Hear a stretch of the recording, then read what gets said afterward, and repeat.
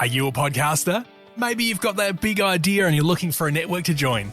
The multi-award-winning Ozcast network can get your content to eyes and ears all over the world.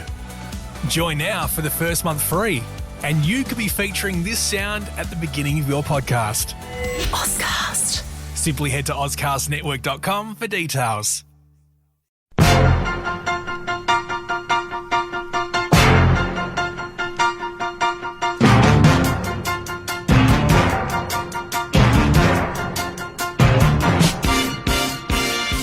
Hi everybody, and welcome to the Court of Public Opinion from the garage. Peter Clayton's behind the camera and the technical guru of all of this. God knows how you do it. How are you, Peter? I'm good, mate. How about you? I am fine. I'm Jeremy Cordeaux, and welcome. Now, I don't know if you were there listening to the live streaming show on Friday, but we had a cracker. Really good show. Les Ellicus was there, Dr. John Bruni came in. Now, when the world is falling apart, believe me, he is the man you want to talk to. Dr. John Bruni from Sage International.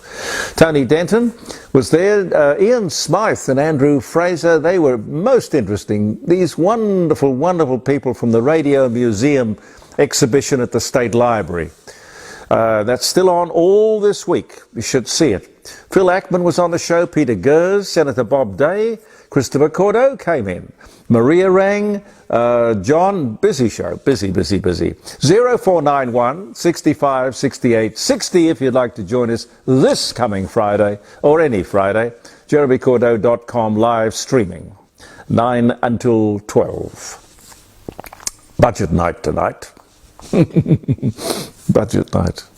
What do these people know about a budget? Nothing. They know about spending, they don't know about budgeting. Anyway, this one will be both predictable, well, there's an election around the corner, predictable and interesting. But just remember, it's our money.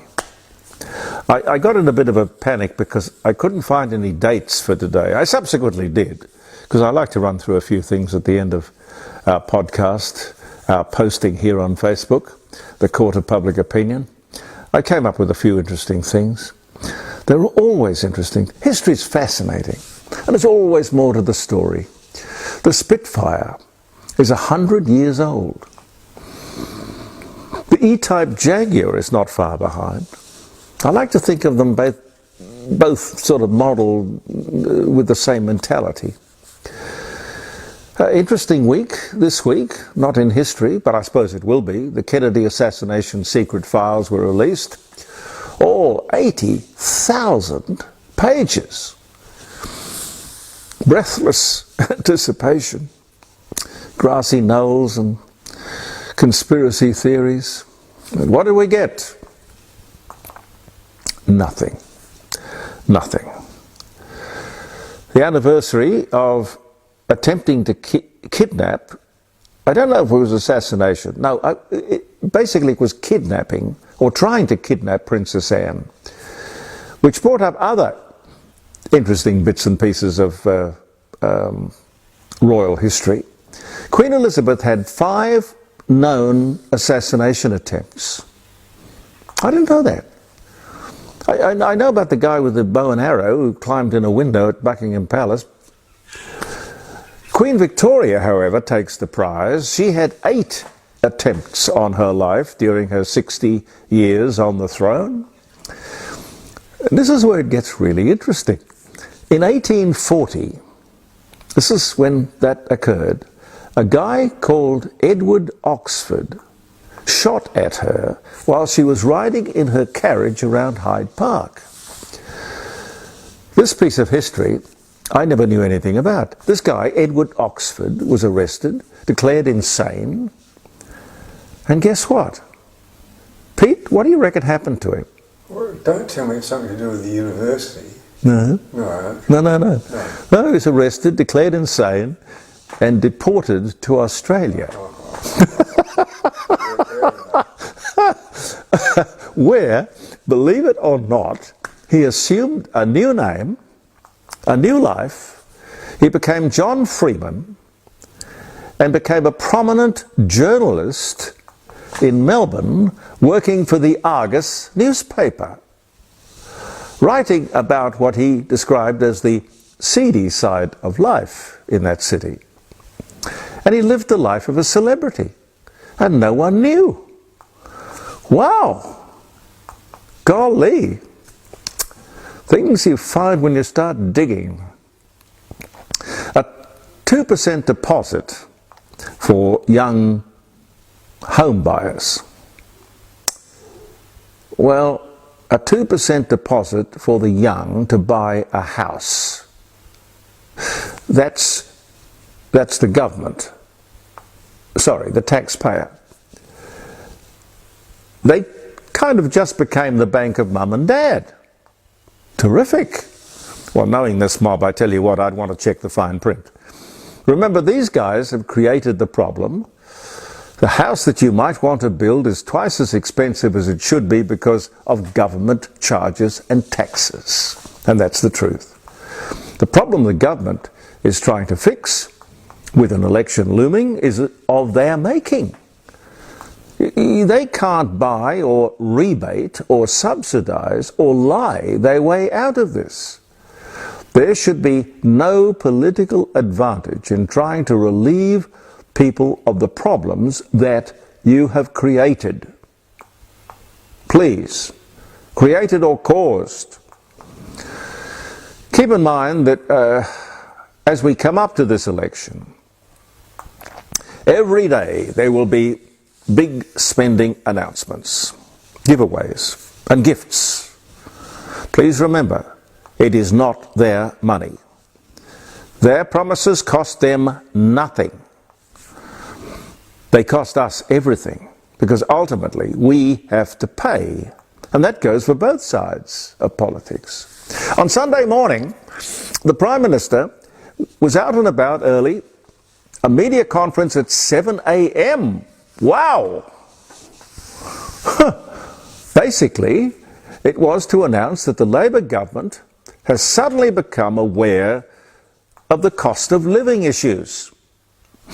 You see, in the Canberra bubble, it's a lot more comfortable than Struggle Street, believe me. Anyway, better late than never.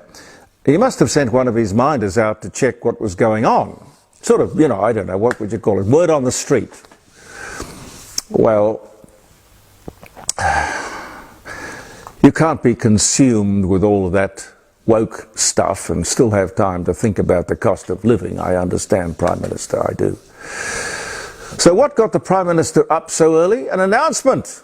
Yes, we will from July extend the electricity rebate subsidy till the end of the year.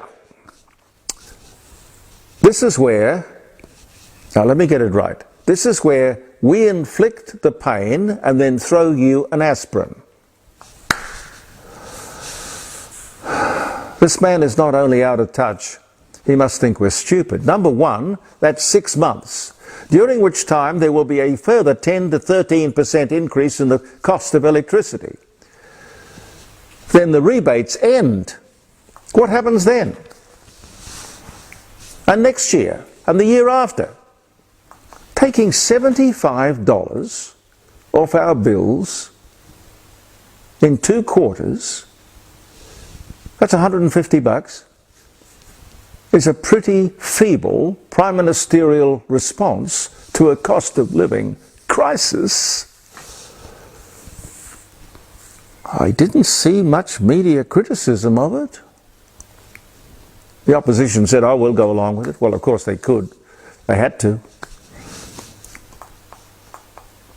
A strange response to a cost of living crisis when they caused the cost of living crisis. This relief, by the way, is going to cost the taxpayer, us, every man, woman and child, about $1.8 billion, which of course is our money anyway, and does nothing to fix the real problem. And that is Anthony Albanese's renewables policy. The fact is that if we burn coal, gas, pineapples, garden furniture, it makes no difference at all to global emissions. It's true. Given that fact, and that we have abundant coal and gas and uranium, these idiots they just can't expect to be re-elected. This election should be a referendum on common sense. You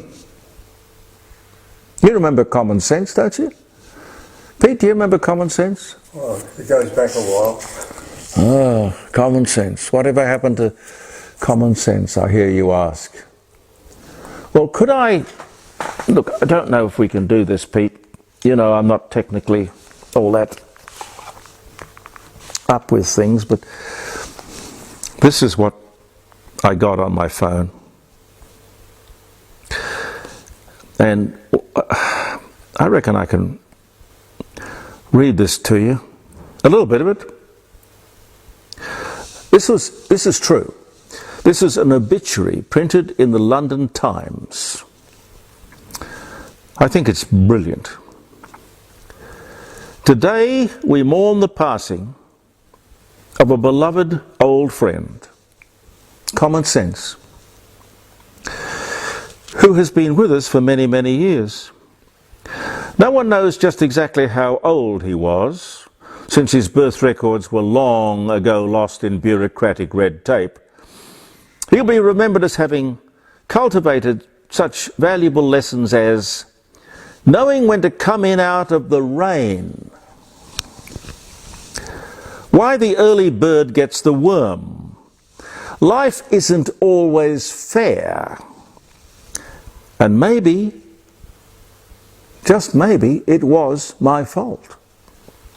Common sense lived by simple, sound financial policies. You do not spend more than you earn, and reliable strategies. Adults, not children, are in charge. Now, look, honestly, it goes on for... Are you a podcaster? Maybe you've got that big idea and you're looking for a network to join. The multi-award-winning Ozcast network can get your content to eyes and ears all over the world. Join now for the first month free, and you could be featuring this sound at the beginning of your podcast. Ozcast. Simply head to ozcastnetwork.com for details. Oh, several columns. But what we'll try to do is to put it on the posting on Facebook. Now, if we can do that, that's fine. You can read it at your leisure. But I'll take that to the dining room table on Friday morning, where I'll have the opportunity to just sit there, because we got 3 hours, and Pete ain't going to come in and wind me up. Other people do that. But I do want you to hear it, because I think common sense is not only dead, but well talked about in that article. So, what to do? What to do? What should we do? Government, opposition, huge electricity bills, which are only going to get worse. What do?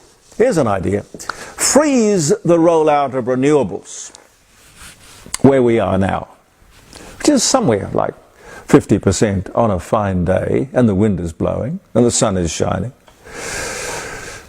Anyway, it doesn't really matter, because they'll be redundant in less than 20 years.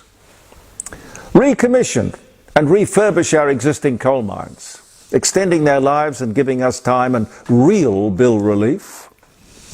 You know, countries, I went through it the other day with you, countries all over the world are building new coal-fired power stations, and we're closing down our miserable 11. With our energy resource, it's utterly insane that we are in this situation. We want the cheapest electricity in the world. We deserve it, not the most expensive. That's the truth. Someone should ask the question, cut to the chase. Why is our electricity so expensive? I reported last week, Last week on the, well, I mentioned it on the Friday show, and I certainly mentioned it in the posting last Tuesday morning. The regulator, when asked that very question, said, we are paying for and we will go on paying for the transition to renewables. In other words, the Labor government's energy policy. And as announced on Sunday, when we are given relief, it's temporary and at our expense. I have no doubt history will show this government to be even worse than the Whitlam government of 1972. And that, believe me, is saying something. I've lost track of time. I do that occasionally. Is this the 7th inquiry into the Australian supermarket industry? Pete, do you know? No, I don't, Jeremy, no. Oh, they come and go and come and go. They become a talking point for, I don't know, 3 days or something. This one is by the ACCC at the request of the federal government. 440 pages, 20 recommendations. Now, if you've got 20 recommendations, why don't you have maybe 20, well, counting the cover page, 22 pages maybe. 440 pages. Anyway, 11 of those concern the relationship that exists between the suppliers and the supermarkets. In the report, it says that they, the supermarkets, bully and stand over the suppliers, threaten them. I don't understand what the ACCC wants here. I don't like the threatening, I don't like the standover tactics, I don't like any of that, but there is a bit of hyperbole involved in all of that. You would expect, I think, supermarkets to bargain hard and do the best deal they possibly could. It's called business.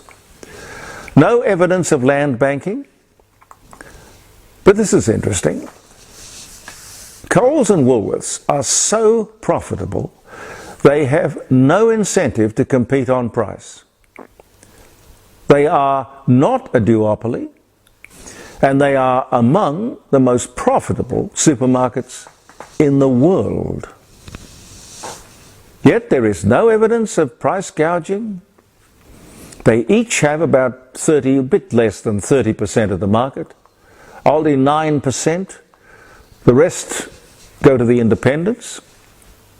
They go on to say that the market is highly competitive. They don't recommend the atomic weapon, which is the breaking up, the so-called divestiture powers that government has of the big two. Plenty of competition, they say. Costco and Amazon are in there as well. Yet prices have risen by 27%. And in the last 3 years, when you look back, incomes certainly haven't, which has left the ACCC scratching its head. Yes, confused, strange. You would have thought that they could have joined the dots. This government-ordered inquiry, of course, couldn't mention the elephant in the room, and that is this government's relentless pursuit of renewables and the subsequent increase in the cost of electricity, with more to come. Those increases reflected in everything, every item on the shelves, all the running costs, the overheads, the suppliers as well. That, in my opinion, is the bottom line. Thank you, Anthony Albanese. Good work. Fantastic. A little footnote. A further inquiry is recommended into the supermarket loyalty programs. I don't even know how they work. I've never been attracted to that. But anyway, this next loyalty program and inquiry, counting the Craig Emerson inquiry, must be 9 or 10. You know, I was thinking the other day, there must be a great big room somewhere filled with the results of millions of inquiries, piles of them. You get the feeling that they will keep having inquiries into supermarkets, childcare, aged care, immigration, Aboriginal welfare. They'll keep doing it until they get the answers they want. You know, government comes to a conclusion and then sets about proving that they were right. Called arguing from a conclusion. Look, those supermarkets are businesses. They have to make a profit for their shareholders. As far as I can see, they're doing their job. We don't have to go there. Plenty of choice. Do you remember back when Bob Hawke was around? The big bad shops, department stores, petrol stations were colluding, charging too much, too powerful, too profitable. I know what we'll do. We'll start our own not-for-profit department stores and service stations. Burke's department stores were given birth to, and the ACCC solo chain of petrol stations were born. Well, that was a screaming success, wasn't it? Does anyone remember? Well, it's true. You learn a lot from history. I'll give you another example of arguing from a conclusion. The Student Property Council of Australia have Friday, just Friday gone by, released the results of their survey into "Do foreign or international students drive up the price of accommodation?" What did they find? No. No. Well, of course, they would say that, wouldn't they? How in God's name would 500,000 students, all looking for a place to live, not drive up the price of accommodation? Oh, God help us. We are here with the best wishes of the Rising Sun, ladies and gentlemen. 60 Bridge Street at Kensington. Lovely sponsors. 8333-0721. Talk to Grant. Grant and Jackie will really look after you. It'll become, if you visit, and I hope you will often, it'll become a favourite. The Rising Sun Inn, regularly chosen as the best pub or inn in South Australia. And my other lovely sponsor is Jim Elder. Jim Elder Fine Art Gallery in Melbourne Street, North Adelaide. 2 beautiful buildings there, and you can talk to Jim or his lovely wife Helen. They're busy putting together the first auction of the year, and they're looking for paintings to put in those auctions. Well, there are 4 of them over the year. 8267-2869. They're inviting people to submit notable paintings for the first of their 4 auctions this year. And they're very happy to give you an absolutely free appraisal. And who knows what that painting that you might not even like is actually worth. Could be a fortune. Now, I don't know how much time I've got, Pete. I keep going, mate. There were 2 amazing things that turned up in this last week. Turned up not by government, but by the media. One on the subject of childcare, the other, the CFMEU. Both, of course, have been dealt with, scrutinised and studied in months and years gone by. You must remember the inquiry into childcare went for ages and ages. Resulted in childcare workers getting a much better financial deal. I don't know about bad operators. I suppose they just move down the road and change their name and go on with it. Lots of recommendations. Very expensive. Nothing done. A total failure of government. There's another one. At the latest horrific revelations on 4 Corners, the minister in charge, Anne Alley. Are you a podcaster? Maybe you've got that big idea and you're looking for a network to join. The multi-award-winning Ozcast network can get your content to eyes and ears all over the world. Join now for the first month free, and you could be featuring this sound at the beginning of your podcast. Ozcast. Simply head to ozcastnetwork.com for details. Said she was seriously concerned. Wow, really? Seriously concerned? That woman should be sacked. Has she ever heard of ministerial responsibility? Minister, go into that big room we were talking about a moment ago where they keep all those past inquiries and rummage around. You'll never know what you might find. Could be quite interesting, edifying. And Nick McKenzie on the CFMEU, a good old-fashioned bunch of mafia criminals who run construction in Australia, a bit like the Builders Labourers Federation of not so long ago. You see, you can change your name and move up the road and start up business again, no problem. The unions own and financially support the Labor Party. The Labor Party is in the debt of the CFMEU. I think they gave $7 million in recent times to the Labor Party. So what will the Labor Party do? What will the government do? Nothing. They can't. All of this was written up and reported, getting on for, I think it was a year ago. Nick, in fact, was on my Friday live streaming show at the time talking about it. The government pretended to know nothing about the bullying, the standover tactics, the criminals, the bikies. We know nothing. Sergeant Schultz's defense. We know nothing. We'll put the union into administration. That's what we'll do. Wow, that's tough. Well, depends on who the administrator is that you appoint. Well, what has the administrator done? Is anyone in jail? Business as usual? What has happened since those revelations? What does that silence mean? And what does the whole thing cost us, I wonder? According to Nick McKenzie's latest story, nothing has changed. Could it be, here's a wild, reckless thought, could it be that the CFMEU and the Labor government are two peas in a pod? I don't know if we talked about this last week or not. About the happiest place in the world? Yes, I think we did. Did we mention it? Yes. Oh, right. Okay.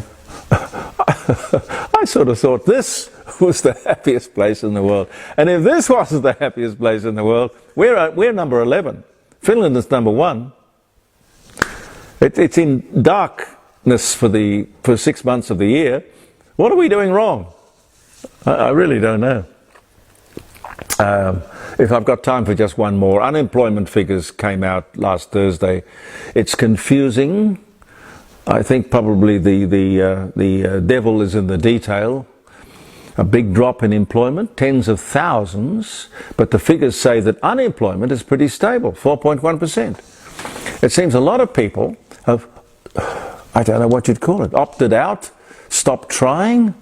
They're just not interested in the employment market, maybe retirees, people just quit, which will confuse the RBA, the Reserve Bank of Australia, when it comes to another interest rate cut.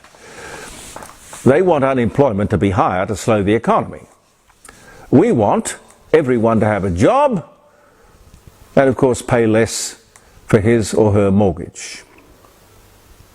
And I have no idea how we can swing that. And just quickly before I leave you, speaking of property, I promised that I would check with John Darley about that story that I featured last Tuesday on Facebook, and we mentioned it again on Friday. We corrected it on Friday. Let me correct it here again. That posting last week, because the story was, because of government sleight of hand, we had lost the freehold of our property. John Darley has put the record straight. He says, no, no, no, no, no. One of those urban or suburban myths. All wrong, apparently. So I do apologise for that. And I think Peter Manuel would as well, but he just sends me interesting stuff that he thinks we should chew on. And by the way, what has our PBS got to do with the United States of America? It's our business. If we want to subsidise pharmaceuticals, it's got nothing to do with the United States of America. It's our business. We'll talk about that around the dining room table on Friday. We got to go. Have I got time for a few dates, Pete? Yes, Jeremy, yes. See, I never know. You know, we don't get a flashing light on the screen or anything, so I have no idea whether we've got...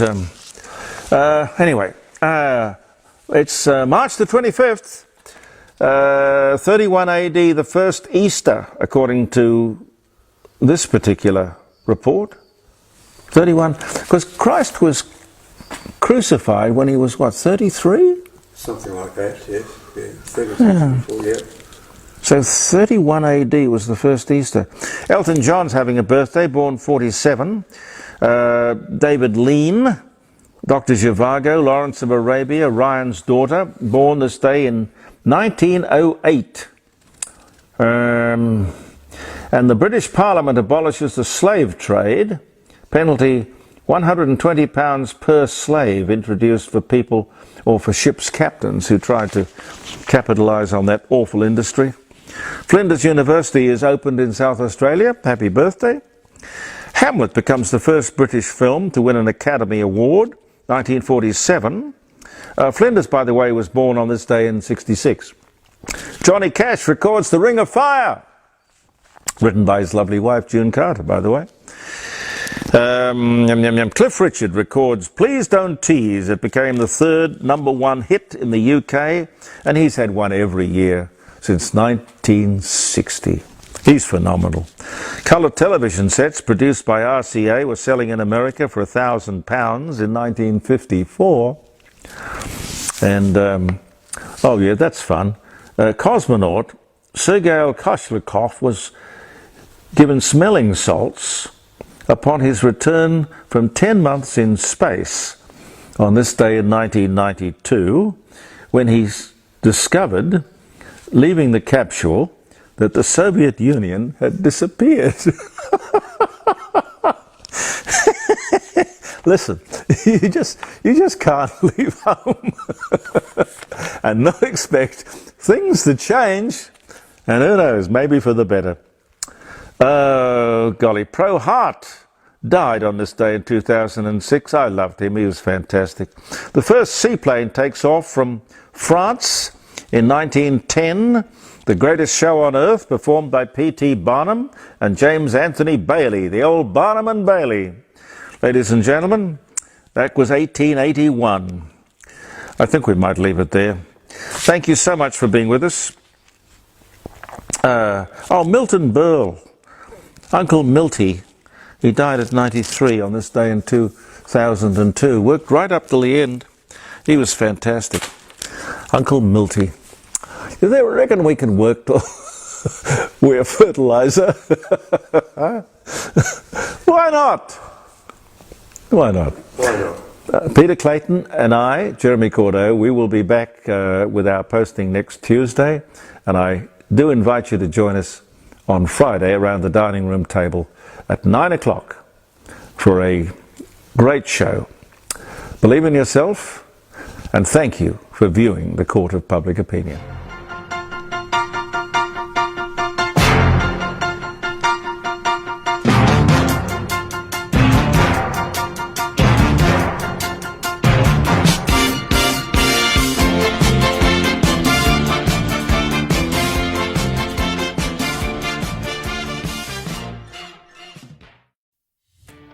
Are you a podcaster?